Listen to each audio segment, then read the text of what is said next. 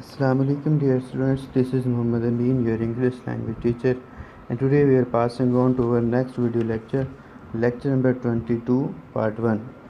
इस लेक्चर में हम पार्टिसिपल के बारे में पढ़ेंगे.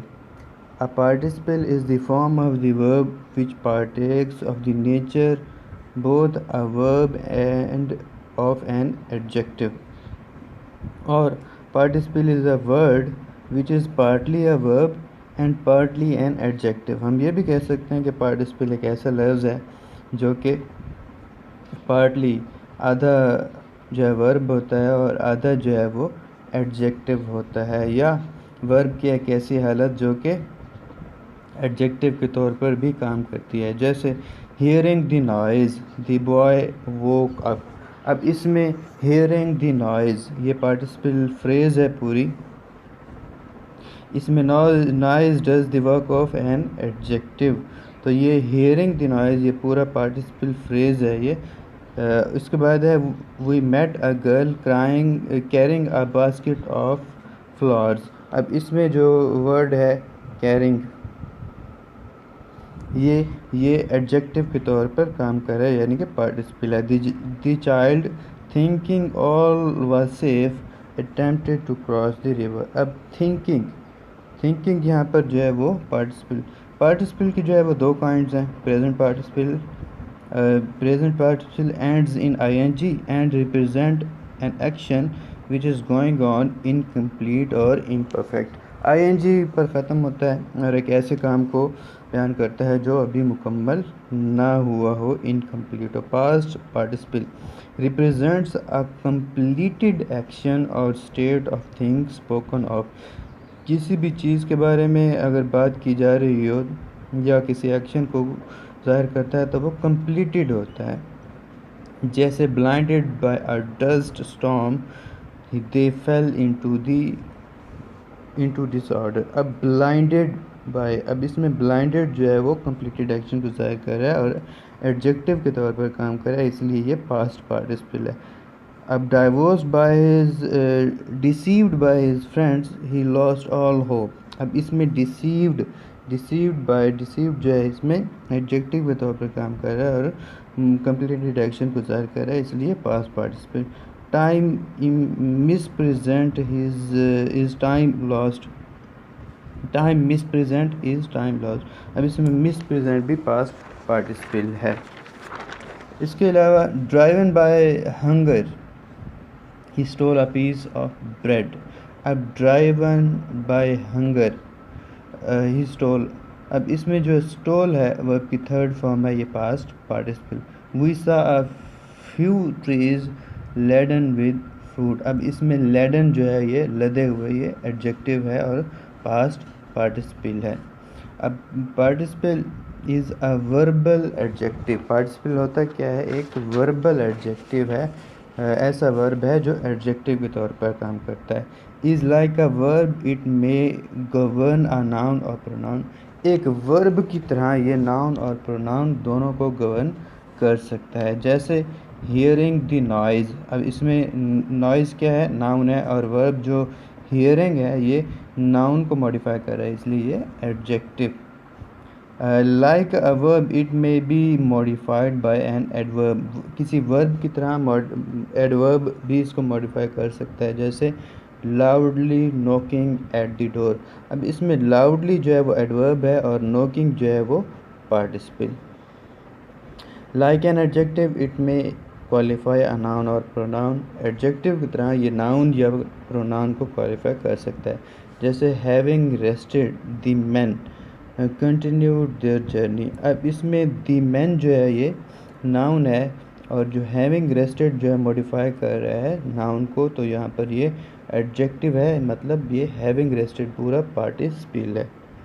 लाइक एन एडजेक्टिव इट में बी कंपेयर्ड. एडजेक्टिव की तरह इसको कंपेयर भी किया जा सकता है. जैसे education is the most pressing need of the time. अब इसमें प्रेसिंग तो हो गया पार्टिसिपल, अब मोस्ट जो है इसको अब हम कंपेयर कर रहे हैं डिग्रीज़ की तरह, तो ये मोस्ट कंपेयर कर रहा है प्रेसिंग को. यूज़, इसको कहाँ हम इस्तेमाल करते हैं पार्टिसिपल को. The continuous tenses active voice are formed from the present participle. Active voice की जो कंटिन्यूस टेंसेज हैं वो प्रेजेंट पार्टिसिपल से फॉर्म होते हैं, जैसे I am loving, I was loving, I shall B loving. तो ये कंटिन्यूस टेंस जो है पूरा, उसमें एम लविंग, वाज लविंग और शैल बी लविंग ये तीनों पार्टिसिपल से फॉर्म होते हैं। उसके बाद है two passive voice is the passive voice is form from the past participle. Passive voice जो है वो पास्ट पार्टिसिपल से बनता है, जैसे I am loved, I had loved, I shall be loved. तो इसमें loved, am loved, had loved और शैल बी लव्ड, इसमें लव्ड जो है वो तीनों में ये पास्ट पार्टिसिपल है। तो पास्ट पार्टिसिपल जो है वो पैसिव वॉइस में इस्तेमाल होता है। Participle qualify noun or pronoun, they may be. Participle जो है वो नाउन और प्रोनाउन को भी क्वालिफाई कर सकते हैं। दे may be used attributively as, ये एट्रीब्यूटिवली इस्तेमाल होते हैं, जैसे आ रोलिंग स्टोन गैदर्स नो बास। अब इसमें रोलिंग जो है वो स्टोन को मॉडिफाई कर रहा है, तो रोलिंग इसमें जो है एडजेक्टिव है और पार्टिसिपल है, वर्ब की फॉर्म है, इसलिए ये पार्टिसिपल है। A lost opportunity never returns. अब इसमें लॉस्ट जो है वो एडजेक्टिव तो है, क्योंकि ये अपॉर्चुनिटी को मॉडिफाई कर रहा है, ये वर्बल एडजेक्टिव है, इसलिए ये पार्टिसिपल है। उसके हिज टैटर्ड कोट। अब इसमें टैटर्ड जो है ये मॉडिफाई कर रहा है कोट को, ये एडजेक्टिव है, वर्बल एडजेक्टिव है, इसलिए ये पार्टिसिपल है। प्रेडिकेटिवली भी ये इस्तेमाल होता है, as the man seems worried. अब इसमें वरीड जो है ये एडजेक्टिव भी है और जो है ये